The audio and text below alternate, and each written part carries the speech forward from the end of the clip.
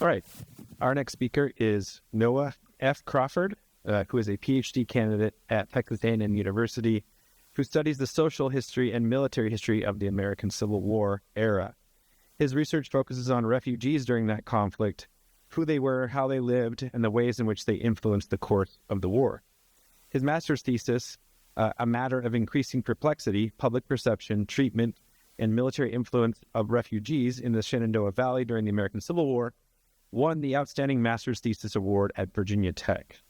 His talk today is sponsored by Texas A&M Department of History, and it is entitled, I Am Continually Besieged with Refugees and Recentering the American Civil War. Welcome, Noah Crawford. That's some good. Well, thank you so much for this. Big thank you to everyone who has been involved with putting this symposium together. It's been excellent so far. I'm going to begin by saying I know this is a dangerous thing to say right beside the University of Texas, but a thank you to Texas A&M University for sponsoring me today. I'm also going to begin by saying something you might already know, which is that the American Civil War has a bit of a geography problem.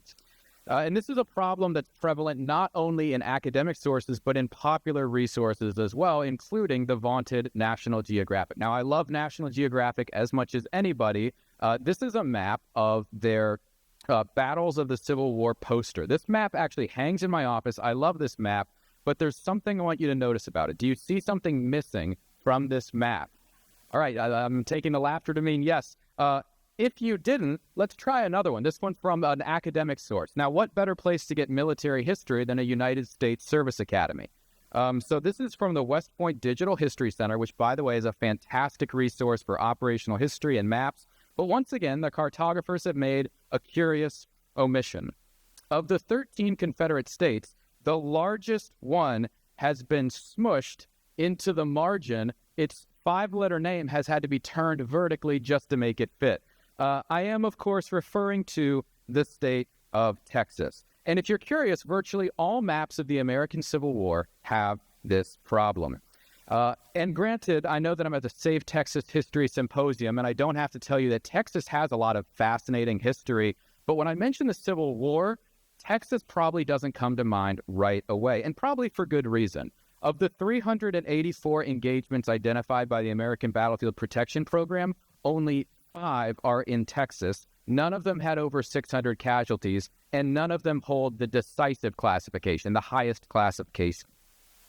And while Texans are fond to remind Virginians like myself that the last battle of the Civil War did not happen in Virginia, but in southern Texas outside of Brownsville, that fact is often overlooked or dismissed as insignificant. There have been hundreds of books on the Battle of Gettysburg. If you hold up your hands like this, you can basically count the number of operational military histories of Texas during the Civil War on your fingers. Daniel Sutherland, a Civil War historian, wrote in 2009 that by August of 1862, the number of conventional troops in Texas was, quote, either minimal or irrelevant, end quote. And such is the belief of a great many people. And I'll be the first to admit, I myself was a proselytizer of this false gospel for years. I'm from Virginia, which means I was taught from a very young age that the entire Civil War happened between Richmond and Washington, D.C. And while I still believe that the war's decisive blows were landed by the Union in the Eastern and Western theater, I've added a corollary to the way I was brought up, which is that those decisive blows were only possible because of what was happening in the Trans-Mississippi theater in places like Texas. So for the next few minutes, I'm going to utilize refugees as a vehicle through which to understand Texan Civil War history.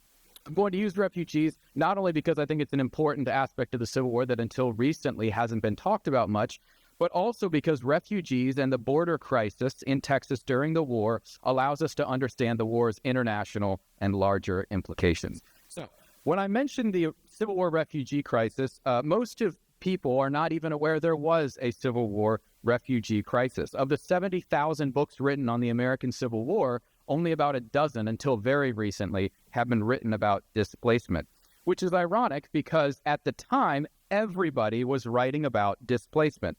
If you look at the New York Times, for instance, the word refugee appears 1,200 times during the 4 years of the American Civil War. On average, that comes out to every 80% of New York Times issues. Try to think of a single word in the past 4 years that's appeared in the New York Times in 80% of its issues, right? There's only a handful, certainly. Ultimately, 750,000 people are displaced during this conflict. So we often remember the Civil War as America's bloodiest war, which indeed it was, but actually you stood a higher chance of being a refugee in this conflict than a fatality. So how does that change the way that we even discuss and designate the Civil War? I know you're also wondering, who are these refugees? Well, in the 1860s, refugee is interpreted very broadly. It appears in the very first edition of Noah Webster's dictionary, and it just says someone who flees their home, especially during a time of war. And that's how Americans use this term refugee. The most obvious demographic is, of course, enslaved people fleeing from Confederate forces into Union lines. But while that's certainly going to be the bulk of refugees in the second half of the war, for the first few months, long before the Emancipation Proclamation and the Confiscation Acts, the primary refugee demographic are Unionists. What's a Unionist? Well, quite simply, it's someone from the South who remains loyal to the Union during the war. And again, being from Virginia, I always thought all the Unionists were in places like the Appalachian Mountains, in the Carolinas, and in Tennessee. Of course, if you're from Texas, you know that this area around Austin had a huge Unionist population. In large part, the core of that are German Americans who fled from Europe. And when they arrive in the United States, they have fiercely pro-United States sentiments, and also many of them are anti-slavery as well. And of course, this is where we get cities like Fredericksburg, New Braunfels, Niederwald, Rosenberg, Schulenburg. These are all towns around Austin and in East Texas that are founded by Germans who are, again, largely pro-Union and largely anti-slavery. When Texas secedes in the February of 1861, if you're a Texas Unionist in Austin, you have 700 miles to get to Union territory, all of it through enemy territory, all of it through Confederate territory. 700 miles to get to Cairo, Illinois. That's about a 4-week journey by foot or by wagon. Or you can go 190 miles the other direction to Mexico. Mexico at the time is a republic. Many people call it the sister republic in the United States. It's also abolished slavery. So many of these German Americans and other Unionist refugees believe that Mexico is a place of refuge for them. One Austin newspaper called this flight, quote, an awful exodus from our land, end quote. Along the way, many of these refugees are actually attacked by pro-Confederate sympathizers. On more than one occasion, when crossing the Rio Grande, Unionists are actually shot at by Confederate forces. There's even one newspaper account in the New York Times where a Unionist refugee plunges himself into the Gulf and swims out to a Union warship on the blockade, all the while being shot at.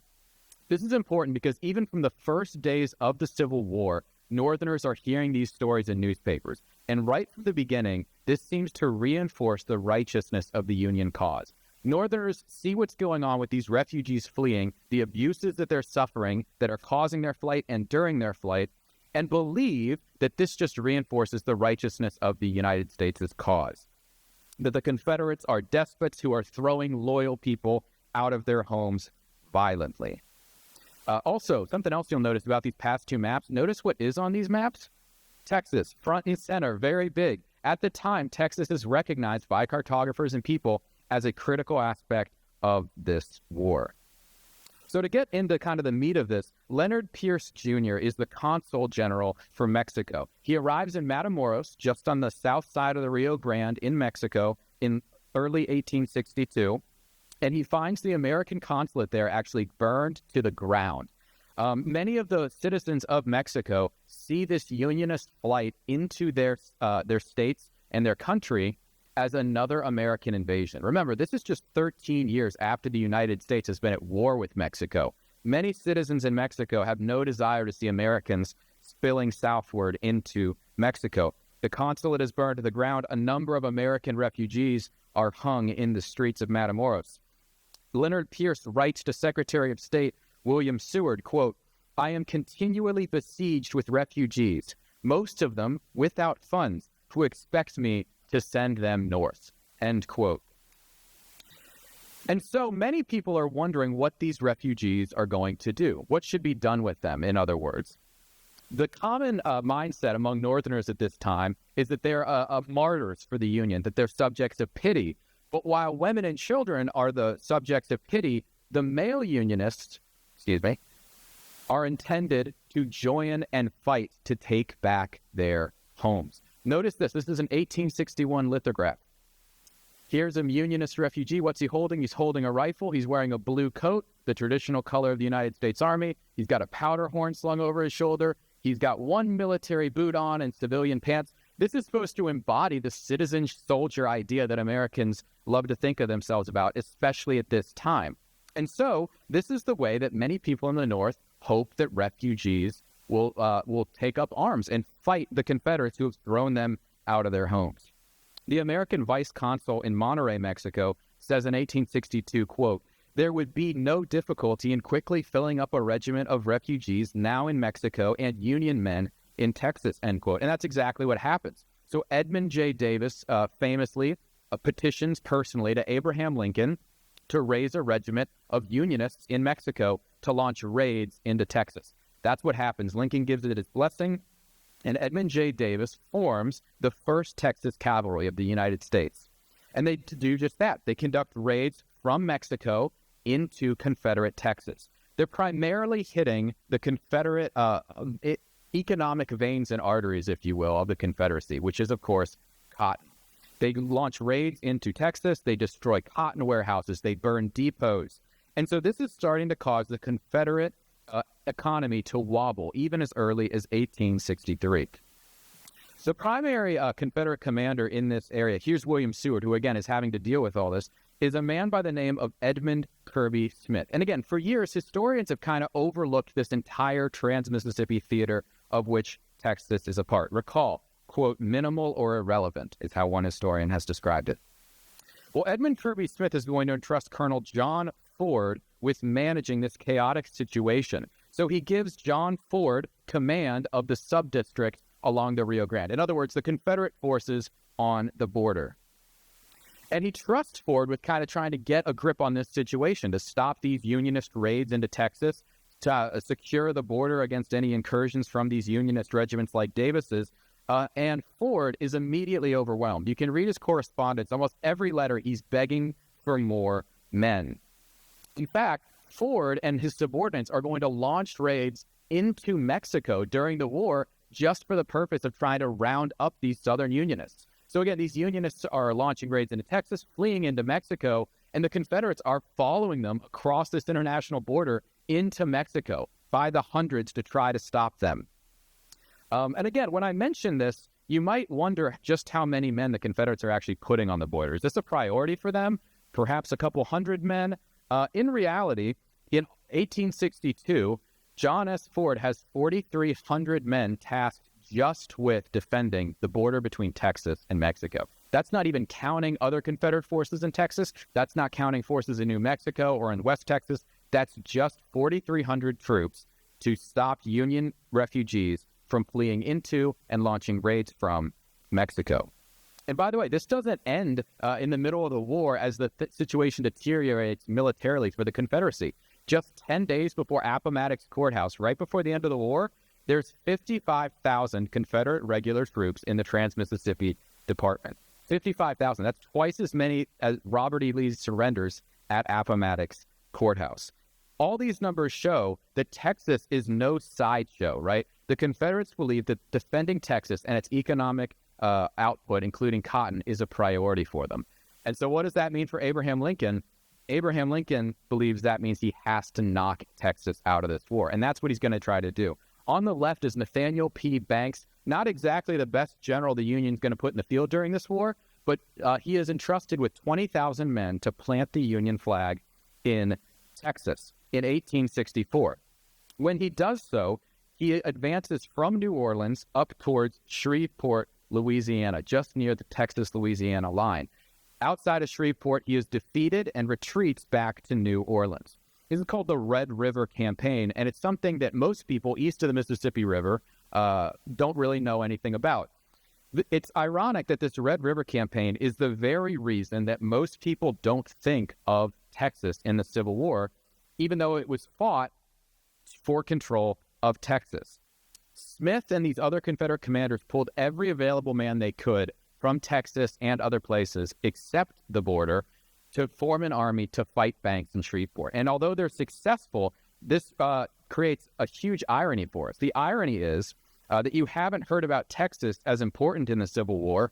Because it was so important, the Confederates pulled everything out to stop the war from even reaching Texas. That was the whole thing. So the irony, again, is you haven't heard about Texas in the Civil War because they sold out to make sure the war didn't get there.